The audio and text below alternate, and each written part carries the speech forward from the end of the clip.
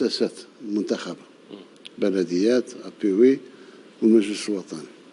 المجلس الشعبي الوطني لما وقعت تحريات على بعض اللي كانوا مقدمينهم 750 واحد رجل فاسد داخلين مع العصابة وقدموهم بغا يرشحوهم للمجالس المجلس الشعبي الوطني.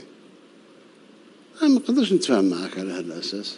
في سياق مرتبط سيادة الرئيس، في سياق مرتبط تحدثتم دوما عن أخلاقة الحياة العامة وأخلاقة الحياة السياسية، هل تجسد هذا الالتزام اللي كان التزام كبير في الحقيقة من قبل؟ أنا الأخلاق، بداية الأخلاق بالقوانين، رجعنا كاع القوانين.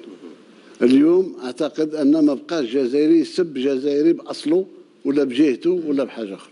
فيني يا سي زوال اللي مس في التاريخ ومس في كذا ومس في هذه، راه قانون الجنايات واضح.